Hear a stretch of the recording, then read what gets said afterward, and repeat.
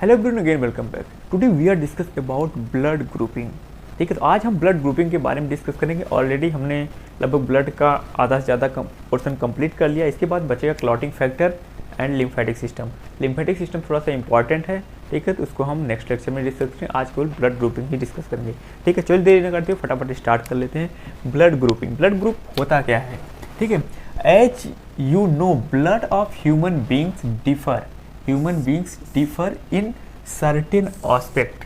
मतलब कुछ ऑस्पेक्ट में देखें तो एक केवल डिफरेंट होता है, नहीं तो जनरली सबका ब्लड जो है सेम ही होता है। कुछ ऑस्पेक्ट जो होता है उसमें केवल डिफरेंट होता है। वही सबसे बड़ी चीज़ है, मेन फैक्टर है, क्योंकि ब्लड ट्रांसफ्यूजन के दौरान या कोई और चीज़ जब होती है तो क्लॉटिंग हो जाती है। ठीक है, तो उसी चीज़ को हमको समझना है। ठीक है, तो certain aspect through it appears to be similar. ठीक है, जो अगर अपीयरेंस की बात करें तो सिमिलर होता है, बट कुछ ऑस्पेक्ट होते हैं, बहुत छोटी सी चीज़ें हैं जो उसी में डिफरेंट होता है। ठीक है, इसके बात करें more than 20 genetically determined blood group are known today. मतलब अब तक जो है 20 जेनेटिकली डिटरमाइन हो चुके हैं, 20 टाइप के, ठीक है, ब्लड ग्रुप अब तक की बात करें अगर हम तो।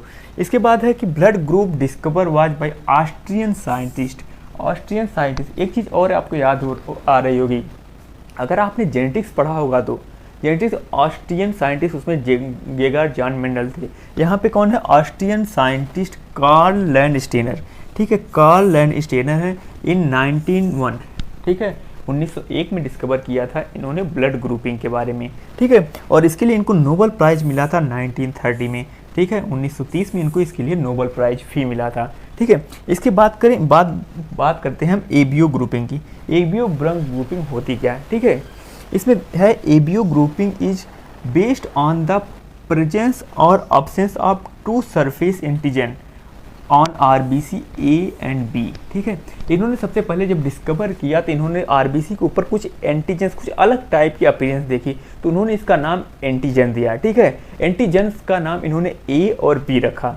ठीक है, साथ में ही सेम चीज़ इन्होंने प्लाज्मा के लिए भी देखा। जब इन्होंने देखा तो वहाँ पे भी सेम चीज़ दिखाई दी, तो उन्होंने उसका भी नाम एक अलग रखा, एंटीजन ए और एंटीजन बी, या उसको इन्होंने अल्फ़ा एंटीबॉडी ए को और बी को बीटा एंटीबॉडी दी बोला। ठीक है, यहाँ पे सेम चीज़ें मैंने यहाँ पे दे रखी, देखिए, सेम ऑन प्लाज्मा नाम ऑफ द एंटी ए और अल्फ़ा एंटीबॉडी, या फिर जो एंटी बी बीटा एंटीबॉडी नाम दिया था प्लाज्मा में भी। ठीक है, इसके बाद हम आगे बात करते हैं, both are not present together. दोनों जो एंटीजन ए या एंटीजन बी हैं, दोनों एक साथ कभी भी प्रेजेंट नहीं मिलेंगे। ठीक है, ये हमेशा सेपरेटली मिलेंगे। अगर दोनों एक साथ आ गए तो वहाँ पे क्या हो जाएगा? क्लॉटिंग हो जाएगी, एग्लूटेशन हो जाएगा या ग्लूटेशन हो जाएगा। ठीक है, क्लॉटिंग हो जाएगी, इस वजह से क्या होगा? इस पर्सन की डेथ हो जाएगी। ठीक है, यही होता है ट्रांसफ्यूजन के टाइम। ट्रांसफ्यूजन के टाइम क्या होता है कि हम यही चेक करते हैं कौन सी एंटीजन प्रेजेंट है, कौन सी एंटीबॉडी प्रेजेंट है। ठीक है, इसके बाद क्या है? These distributions of antibodies in the 4 group, इसको हमने 4 ग्रुप में डिवाइड किया है, आपका ए और बी, ए बी और ओ। ठीक है, इसके बारे में हम आगे देखते हैं। ठीक, बात करते हैं A B O blood grouping की। ठीक है, तो मैंने यहाँ पे टेबल बना रखी है, आपका ब्लड ग्रुप, एंटीजन और आरबीसी, कौन से एंटीजन प्रेजेंट होते हैं आरबीसी पे। उसके बाद antibodies in plasma and donor group, किस ग्रुप को हम जो है ब्लड डोनेट कर सकते हैं। ठीक है, इसके बारे में हम देखेंगे। अब हम सबसे पहले देते हैं ब्लड ग्रुप। सबसे पहले ब्लड ग्रुप आपका ए है, तो उसमें जो एंटीजन होता है आरबीसी प्रेजेंट, वो ए ही होता है। ठीक है, अगर वो बी हुआ तो वहाँ पे क्या हो जाएगा? क्लॉटिंग हो जाएगी। इसलिए जो एंटीजन प्रेजेंट होता है आरबीसी वो ए होता है। एंटीबॉडी की बात करें तो उसका अपोजिट होता है। ठीक है, तो वो आपका क्या हो जाता है? एंटी बी हो जाता है, एंटीबॉडी बी। और हम किस ग्रुप को डोनेट कर सकते हैं? ठीक है, यहाँ पे मैंने ये थोड़ी सी गलती कर रखी है। यहाँ पे अगर ए ब्लड ग्रुप है तो केवल ए को दे सकता है और ए बी को दे सकता है। ठीक है, ए बी को क्यों दे सकता है मैं इसकी आगे बताऊंगा अभी लास्ट में। ठीक है, इसके बाद जो एंटी आपका ब्लड ग्रुप जो है बी है, इसके बाद इस पे एंटीजन के कौन सा प्रेजेंट होगा? आपका बी होगा, और एंटीबॉडी जो प्रेजेंट होगी आपकी ए होगी। और डोनेट किसको कर सकता है? ए जो है ब्लड ग्रुप बी वाले को कर सकता है और ए बी वाले को कर सकता है। ठीक है, इसके बाद आपका जो ब्लड ग्रुप जो है ए बी है। ठीक है, ए बी ब्लड ग्रुप है, इस पर जो एंटीजन प्रेजेंट होता है ए बी प्रेजेंट होता है, बट एंटीबॉडी जो है इस पर प्रेजेंट नहीं होती है। एंटीबॉडी प्रेजेंट ना होने के कारण जो है इसको हम क्या बोलते हैं, यूनिवर्सल रेसिपिएंट, यानी कोई भी ब्लड ग्रुप का आदमी जो है इसको ब्लड दे सकता है, ठीक है, डोनेट कर सकता है। बट ये क्या करेगा, केवल AB वाले को ही ब्लड दे सकता है, ठीक है। इसके बाद हम बात करते हैं O की।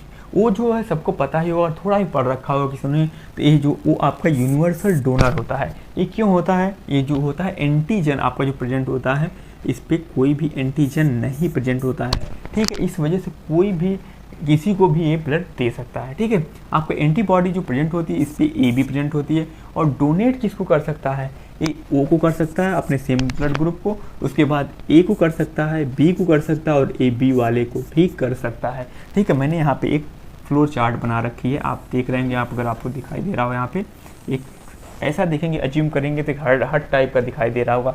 यहाँ पे O है, A सबको दे सकता है, ठीक है, A वाले को भी दे सकता है, AB को भी दे सकता है और जो है B को भी दे सकता है, इसलिए हम इसको जो है यूनिवर्सल डोनर बोलते हैं। और AB जो है इसको यूनिवर्सल हम रेसिपिएंट बोलते हैं। ये देखिए A से भी ले रहा है, O से भी ले रहा है और B से भी ले रहा है, ठीक है। इसका कारण है केवल एंटीबॉडी ना प्रेजेंट होने के कारण ये जो है सबसे ब्लड ले सकता है, ठीक है। इसके बाद हम बात करते हैं, यहाँ पर मैंने ऑलरेडी आपको बता दिया, वो जो यूनिवर्सल डोनर होता है और AB जो होता है वो यूनिवर्सल रेसिपिएंट होता है। और क्यों होता है, केवल एंटीबॉडी और एंटीजन की वजह से होता है। जो एंटीबॉडी जो AB पे और नहीं प्रेजेंट होती है और O पे जो है एंटीजन प्रेजेंट नहीं होता, इस वजह से, ठीक है। इसके बाद हम बात करते हैं RH फैक्टर की। RH फैक्टर जो क्या हुआ, सबसे पहले जब क्लैंट स्टीनर ने ब्लड ग्रुप मतलब ढूंढा, तो उसके बाद भी जब ब्लड ट्रांसफ्यूजन हम कर रहे थे तो क्या हो जा रहा था, बहुत सारे ऐसे केस हो रहे थे जिसमें क्लॉटिंग हो जा रही थी। तो फिर उनको लगा होगा कि कुछ और चीज़ भी है, तो इस वजह से इन्होंने फर्दर डिस्कवरी की, तो इन्होंने एक अलग एंटीजन पाया जिसे उन्होंने RH नाम दिया। हम केवल RH के बारे में ही बात करेंगे क्योंकि जो है इतना ही अभी है, बाकी जो आपको आगे माइक्रोबायोलॉजी में सेकंड सेमेस्टर में मिलेगा और कई सारे टाइप के ग्रुप होते हैं, ठीक है। तो हम यहाँ पे बात नहीं करेंगे, यहाँ पे केवल इतना ही सफिशिएंट है, ठीक है। माइक्रोबायोलॉजी में हम आगे बात करेंगे इसके बारे में, ठीक है। तो हम देखते हैं RH फैक्टर। RH फैक्टर जो है, RH factor is an antigen, ये भी एंटीजन है इन आप प्रेजेंट RBC, ठीक है। RBC के ऊपर ये भी प्रेजेंट होता है। डिस्कवरी किसने की थी, कार्ल एंड स्टीनर ने ही की थी। एंड उनके साथ इन्होंने यहाँ पे एक और साइंटिस्ट आ जाते, विनर साथ में थे इनके, ठीक है। Karl and Steiner and Wiener, दो साइंटिस्ट हैं, इसको RH फैक्टर को साथ में मिलकर डिस्कवर किया था, ठीक है। It was discover in rhesus monkey, सबसे पहले रहीसस मंकी जो अफ्रीका में पाया जाता है उसमें डिस्कवर किया गया था। उसके बाद फिर उन्होंने ह्यूमन में देखा, तो इसी के नाम पे इन्होंने रख दिया RH फैक्टर, ठीक है। अब हम इन इंडिया की बात करें तो इंडिया इज डिस्कवर इन, अगर हम इंडिया की बात करें तो 85% जो पीपल हैं यहाँ के RH पॉजिटिव हैं और जो 15% हैं वो निगेटिव है। तो इसकी वजह से कुछ कॉम्प्लिकेशन आता है। कभी कभी ऐसा होता है कि RH पॉजिटिव जो है फीमेल की मैरिज RH निगेटिव मेल से हो गई, या किसी RH पॉजिटिव मेल की मैरिज जो है फीमेल जो RH निगेटिव से हो गई, तो उसमें जो प्रेगनेंसी के टाइम कुछ कॉम्प्लिकेशन आते हैं। और जो RH फैक्टर, सबसे पहले हम क्या करते हैं, ब्लड ट्रांसफ्यूजन के टाइम जो EBU ब्लड ग्रुपिंग को मैच करते हैं, ठीक है।